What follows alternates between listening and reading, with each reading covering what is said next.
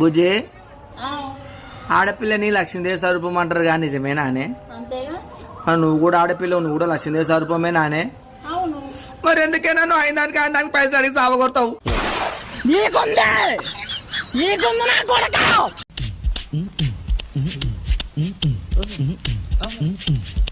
ఏంటే నువ్వు ఊడుస్తున్నావా, డాన్స్ చేస్తున్నావా? నా పేరు జమ్, నా పేరు చెప్పితే డమ్, నేను ఇట్టాగే ఉడతా. అక్క ఒకసారి వద్దురా.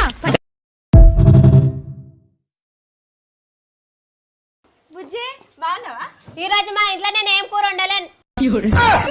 మంది కొంపలు ముంచి మంటల్లో సలిగాగే దొంగన కొడుకులు. నాకు పప్పు అన్నం ఎప్పుడు పెడుతున్నావురా?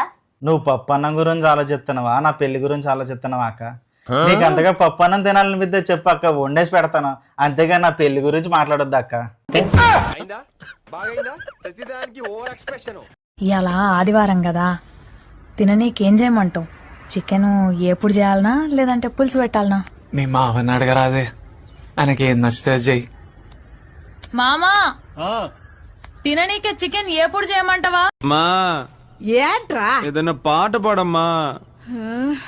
రారా సరసుకు రారా.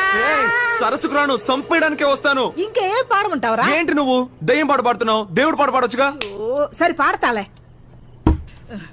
దుర్గమ్మ. అబ్బా యూట్యూబ్ లో షార్ట్స్ భలే ఉంటున్నాయే. అత్తయ్య గారు కొంచెం తలనొప్పిగా ఉంది, టీ పెట్టండి. నన్నే టీ పెట్టమంటదా? చెప్తాను. ఈ రోజు ఉదయం నుంచి నాకు గొంతు నొప్పిగానే ఉందమ్మా. ఏదోలా నువ్వే పెట్టి తీసుకురా, ఇద్దరం తాగుదాం. అవునా? ఇదంతా కాదండి, నేను ఒకటి చెప్తాను, అది చేస్తే ఇద్దరు నొప్పులు తగ్గిపోతాయి. నాకు తలనొప్పి కదండి, నా తలేమో మీరు నొక్కండి. మీకు గొంతు నొప్పి కదా, మీకు గొంతు నేను నొక్కుతా. ఇదేదో నా ప్రాణం మీదకి వచ్చేలా ఉందే. ఆ టీ ఏదో నేనే పెడతానులే అమ్మా. అలా రెండు దారిలోకి, లేకపోతే నాతో పెట్టుకుంటారా?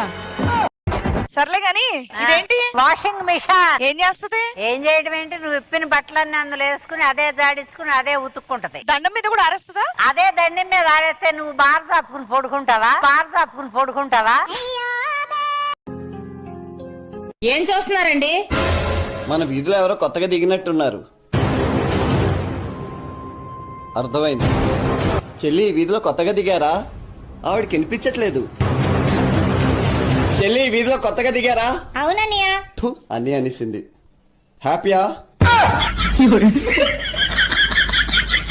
పాలని వెంగిపోయినా ఎటువైనావు? నేనెక్కడికి పోతా? పొంగే పాలకాడు ఉండాలి, పొంగే బువ్వకాడు ఉండాలి.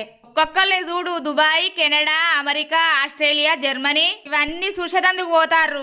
నేను మాత్రం కిచెన్ పూర్ నుంచి బాత్రూమ్ పూర్ నుంచి బాల్కన్ పూర్, గీడికే తిరుగుడు నాది. పాలు వంగిన ఏడికి పోయినో అంటాండు, ఏడుకో తీసుకుపోయినట్టు. ఈ వీడియో ఎవరైతే జీవితంలో ముందుకెళ్లాలనుకుంటారో వాళ్ళ కోసం మాత్రమే. ఒకవేళ మీరు జీవితంలో ముందుకెళ్లాల్సిన అవసరం లేదనుకుంటే దయచేసి ఇప్పుడే స్కిప్ చేసేయండి. జీవితంలో ముందుకెళ్లాలనుకున్న వాళ్ళు మాత్రమే ఈ వీడియో చూడండి. ముందుగా మనం ఏం చేయాలంటే ఫస్ట్ ఈ కాలు ముందు పెట్టాలా, తర్వాత ఈ కాలు ముందు పెట్టాలా, తర్వాత ఈ కాలు ఇలా పెడుతూనే ఉండాలా. అలా ముందుకెళ్తూ వేరే దేశం వెళ్తే నాకు సంబంధం లేదో.